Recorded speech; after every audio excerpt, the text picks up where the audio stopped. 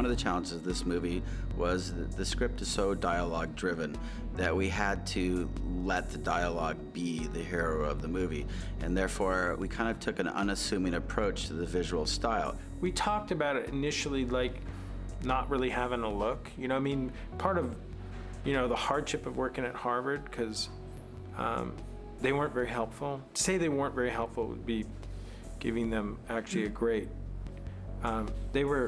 They sandbagged us, and they were atrocious as far as what they would allow us to do. So we ended up not being able to do anything at Harvard, and part of the reality of what we were faced with to shoot was it's going to be a lot of what's there, because we can't bring in 20Ks and we can't do. So even when we went to Baltimore, we ended up going to Johns Hopkins and shooting there. We just tried to keep it minimal, you know. It was really a movie about kids' faces. Visually, we lit it to keep you intrigued by the textures of what that experience was.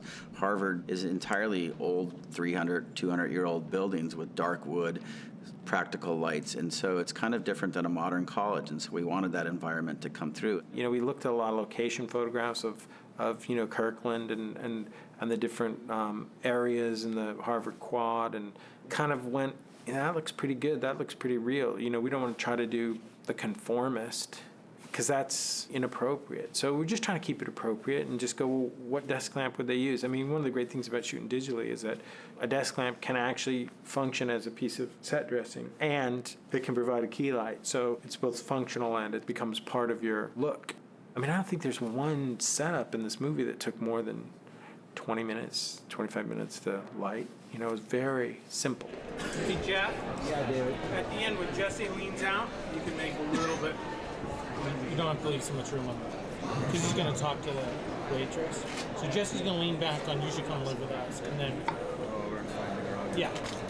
Here we go.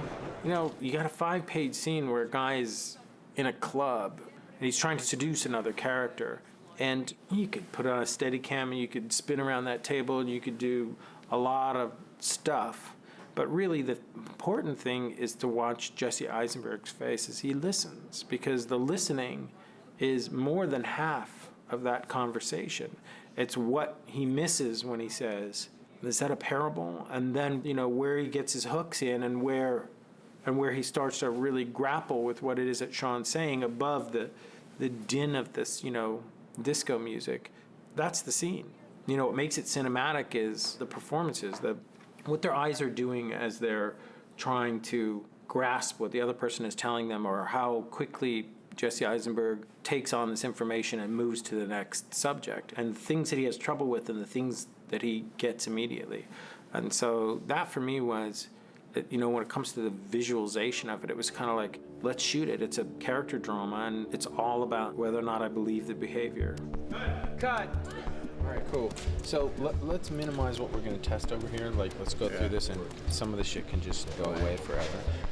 We chose to shoot on the Red 1 with the new Mysterium X chip, basically because David has always been very progressive in the HD world and new technology. And this chip came about exactly when we were starting production or pre-production on the show. So doing experiments and testing different camera packages. As you know, he shot Benjamin Button on the Viper as well as Zodiac. And this camera allowed a much greater range and color spectrum, if you will, and its latitude was increased quite a bit, and so the highlights didn't quite clip as easily as the previous versions of this camera and all other HD systems. So that was primarily the reason we chose this system. Okay, and come walking forward.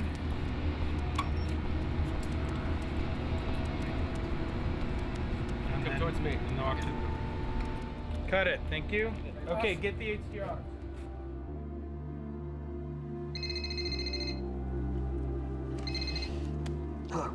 Listen, something's happened.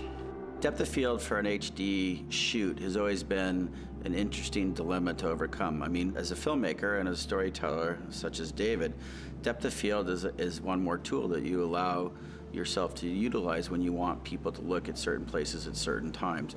So because the HD world actually affords more depth of field, it's a battle all the time to keep that option open as a filmmaking technique. So what we did is we used a series of prime lenses called master primes. They open up to 1.3. And unfortunately for the camera assistants, it made their lives very, very difficult. But we shot the entire film at 1.3. And when we did go outside, we used massive amounts of neutral density filters to keep the exposure wide open, allowing yourself, still the depth of field choice. You guys mind walking around for us so nothing falls down on you? That'd be great. Harvard is not extremely film friendly. I think they've gotten less so over the years. So we had to be careful about what we could shoot and not shoot. And there's iconic archways that are part of Harvard Square. And the university owns most of the property around there. So we had one building top that was a private building that we were allowed to shoot an overhead from. And what we did is we used 3 red cameras side by side to create a panoramic. And in that panoramic, it allowed Fincher to tile those 3 images together and then do a pan and scan through it to create a move that we normally couldn't create.